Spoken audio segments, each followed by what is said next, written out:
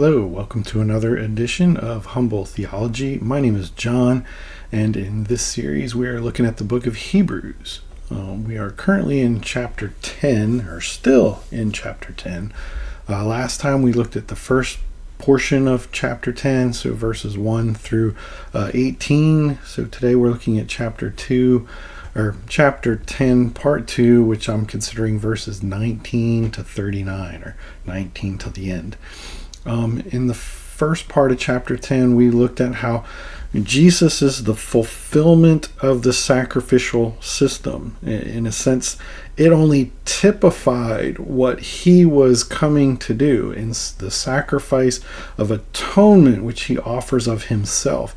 He being the true sacrifice, the only sacrifice that atones for men's sins. The animals and all those things that were done, that was only to show forth what Christ would be doing to satisfy sin. Because clearly we read that the blood of bulls and goats cannot do that. They don't atone for sin. Just like if then the Old Testament is looking forward and pointing to Christ, we would say the exact same thing of the New Testament looking back to Christ. So we don't say that the Lord's Supper and baptism saves us, those things we do, as in looking back at the work of Christ. We are looking at what he did, and we're using these ceremonies to apply what he did to us. It's a reflection of our union with him in these things. So we look at the Old Testament the same way. Those things were, in a sense, a pre-enactment, or you could say a preview of what Christ was coming to do, what Jesus was going to accomplish. And yet their participation in those things show forth their unity, their faith in God working in and through those means and what his Redeemer is going to do. So it's this promise, this covenant relationship aspect that's in view. So let's pick up then where we left off. So chapter 10 verse 19 says, "Therefore, brothers, since we have confidence to enter the holy places by the blood of Jesus, by the new and living way that he opened for us through the curtain, that is, through his flesh, and since we have a great priest over the house of God, let us draw near with a true heart and full assurance of faith, with our hearts sprinkled clean from an evil conscience, and our bodies washed with pure water. Let us hold fast the confession of our hope without wavering, for he who promised is faithful. And let us consider how to stir up one another to love and good works, not neglecting to meet together, as is the habit of some, but encouraging one another, and all the more as you see the day drawing near." So the sacrifice of Christ has opened, he says, the sermon writer says, this doorway, this entrance into the holy presence of God. It in a sense parts, he references the curtain in verse 20. So the Old Testament temple reference, or even the tabernacle reference of a curtain that separated the Holy of Holies. Now there's this way into that presence because of our great priest, Jesus, who allows us into the presence of God. And so within everything that Hebrews is about, these people are starting to fall away because of persecution. It's getting tough to be a Christian. He advises the opposite. With this way of Jesus allowing us into the presence and righteousness of God, he tells us then, his conclusion then is in verse 22, let us draw near. Don't back away. Don't be falling away. Don't be going away. But in a sense, go the other direction. Go closer to God. Draw near to him. And why? Well, because we should have a heart full of assurance, full of faith. Our conscience, it should be clear, should be clean. our bodies purified, cleared, clean because of what Christ has done. These things allow us into the presence of God, where our confession, he says in verse 23, is our hope without wavering. Why? Because he promised this to us. It's not something we're coming up with on our own, but this is the promise of God to his people in every nation of every generation, that they can come to him via his Redeemer. And then, well, we don't come to him just individually, willy-nilly, but we're to come to him as a body. We're to come to him as his people, as a people belonging to Christ. That's why he's talking about don't neglect this meeting together. The habit of some. We have that in our day. Some Christians think, well, I'm just a Christian. I don't go to church. I don't go to Bible studies. I don't really interact with other Christians. But I'm a Christian in and of myself. Now, I'm not going to judge anybody's heart there, or their salvation there, but that's not what it's meant to be. We're meant to be God's people collectively. So we join with other believers on a regular basis on Sunday for worship, to show who it is we believe and what it is we're believing in and what we're a part of. It would be weird in a sports or music kind of way. If you have a favorite musician or band or something like that, a favorite sports team, and you're saying, I'm a fan of them. And someone, well, in what way? Do you have any of their stuff? No. Do you own any of their music? Or do you watch their games? No. Do you attend any of the sport activities or even watch them on TV? Certain music artists. Do you listen? No, I don't really listen to any of their stuff. I mean, I kind of listen to some of it on my own, or I maybe watch a game here and there on my own. Well, then how are you a part of what they're doing? How are you a part of who they are, or a part of that group if you don't identify with them at all? Or very shallowly. That's not what it's meant to be. We look at super fans and things like that. People who dedicate, their own fan page to this and that person, this and that team, or whatever. And they wear the colors, they wear the logos and all that stuff, showing who they support. And they go to meet with other people. Why is a sports stadium packed with fans? Because they're showing their support, their dedication, and their paying towards that team getting revenue to do what it does and to exist even. If there was a famous musician but nobody really supported them, nobody went to their concerts, nobody bought their merchandise and all that stuff, well, how successful would they be? Who would know anything about them? No fan base? Well, what kind of group is that? What is that to be a part of?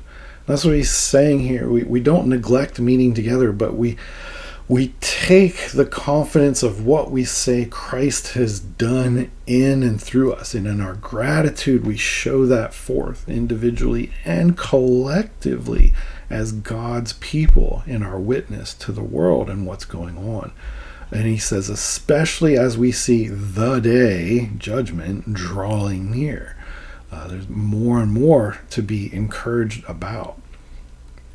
So let's go on, verse 26.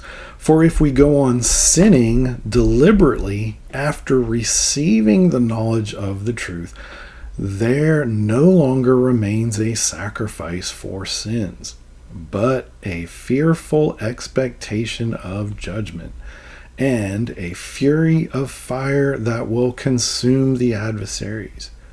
Anyone who has set aside the law of Moses dies without mercy on the evidence of 2 or 3 witnesses.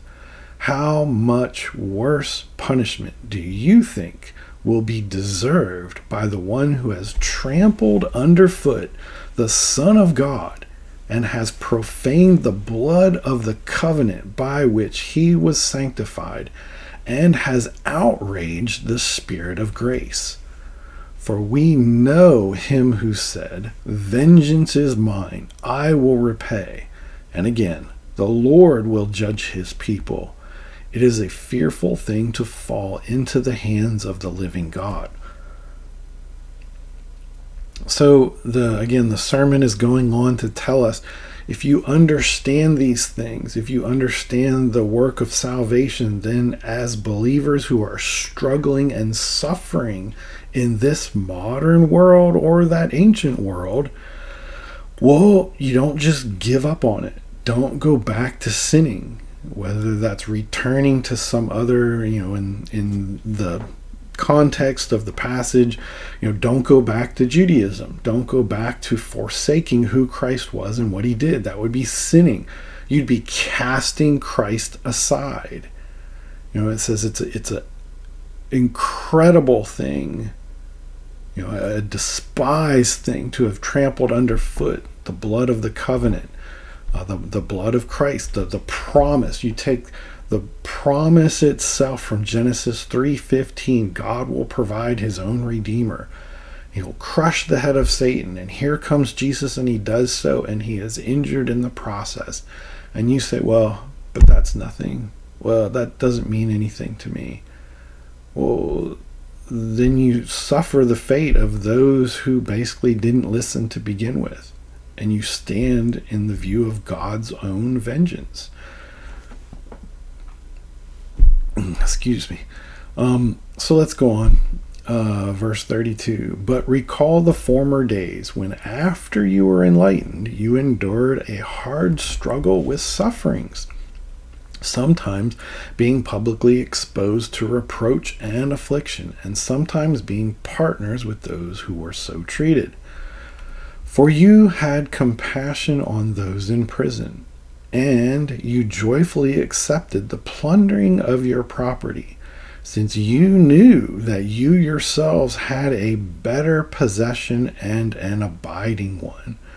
Therefore, do not throw away your confidence, which has a great reward. For you have need of endurance, so that when you have done the will of God when you have done the will of God, you may receive what is promised. For yet a little while, and the coming one will come and will not delay. But my righteous one shall live by faith, and if he shrinks back, my soul has no pleasure in him. But we are not of those who shrink back and are destroyed, but of those who have faith and preserve their souls. So when we look at the salvation of Christ, he says in verse 32, after being enlightened, hey, you, my listeners, you, my church, you, the people I'm writing to in this Hebrew letter, the sermon writer says, you suffered under this enlightenment. Christ's salvation, you accepted it. You allowed yourself to be exposed, reproached, afflicted, partnered with those who were also treated that way. You had compassion on those who were basically held in prison or beaten in that type of way. And you accepted that others were basically plundering you, taking away your stuff on account of Christ. Well, why? Because Christ meant more to you than all this other stuff. Well, then you need to just keep on keeping on. 36, his conclusion is, you then need endurance. You've started this way. That's why you're here today. It's because you started this way. You need endurance to just keep on keeping on. And that's the interesting part in verse 37 and 38. His citation is from Habakkuk chapter 2, verses 3 and 4. A little while, and the coming one will come and will not delay, but my righteous one shall live by faith. If he shrinks back, my soul has no pleasure in him. So the context there, go back and read the minor prophet Habakkuk. And what is his context? What's going on there? Well, the people are suffering greatly under the oppression and captivity of the Assyrians. And Habakkuk wants to know from God, are the evil always going to be in charge? Are they always going to be here? God, basically, where are you? We're suffering here. And God's answer is not exactly relief from suffering, but that the Assyrians will be punished and be overran by the Babylonians. So you're going to go from one captivity to another. But so God's answer, in a sense, is don't worry about the worldly circumstances of what I'm doing in the judgments of one group to another, because my righteous people, righteous ones, are to just live by faith. They're to endure all these things, even these hardships. Christ did. Why are we to be any different? He endured the sufferings of this world, the persecution of those he came to save, of his own people. And so we are not to shrink back. And where this says, my righteous one shall live by faith, in a sense, a reference to Christ, you could say, well, that can also be a reference to us, because that's what the author of Hebrews does as well. Verse 39, but we are not of those who shrink back and are destroyed, but of those who have faith and preserve their souls. We're part of the latter group. We believe, we have faith, we will persevere. We will stand our ground in the midst of this world, in the midst of suffering. And even if one suffering is replaced by another, we're to live by faith. We don't look at the world. We don't look at its circumstances. We surely suffer under those things. It's no minimal thing. You don't walk around with a smile all the time as you're beaten down. But that in this way, we're to have faith in God and what He has promised us. And we're to do that towards one another. And all of this is kind of leading us and preparing us. If you know the book of Hebrews, coming next is chapter 11, very famous chapter on basically you can say the faithful, the list of God's faithful people. The heroes of the faith is what it's sometimes called. But in leading up to this, we're just seeing people who endured this same sufferings in this world, but yet they lived by faith. They weren't so much a hero of the faith because they were righteous. I mean, the people listed, if you look at their lives, you go back to the Old Testament, read who they are and what they did. Some of them did atrocious things. You'd almost say, oh my gosh, how could they possibly be saved? Look at what they did in life. But it's looking past that. It's people of the faith, people who persevered because they trusted God. Even in the midst of who they were, even in the midst of what they did, they looked to God for His salvation, for His righteousness. They looked at His sacrifice in Christ. They didn't cast it aside. And think of the wrath there involved in not only being guilty of your deeds, something you did, but then someone's willing to come alongside and pardon you, and you slap their hand away. I don't need your salvation. It's like, well, now you stand in almost that sense of double judgment. You have your own sins, but the offer of salvation being given to you, you slap it away as nothing. Well, now you stand within the wrath and vengeance of God, not only for your own deeds, but for having basically slapped Him in the face, denying what He has done to rescue us. So that's the context we have here within the covenant look of the relationship we have with God in the person and work of His Son. We do this by faith. We're not to shrink back, and we're to look and to approach and even try to walk closer with God when things get worse, when things get bad. So anyway, that's it for chapter 10 here, the book of Hebrews. We'll look at chapter 11 next time, God willing. And thank you for watching. Thank you for being here. And like, subscribe, share, all that fun stuff. And I'll do this again next time. Bye-bye.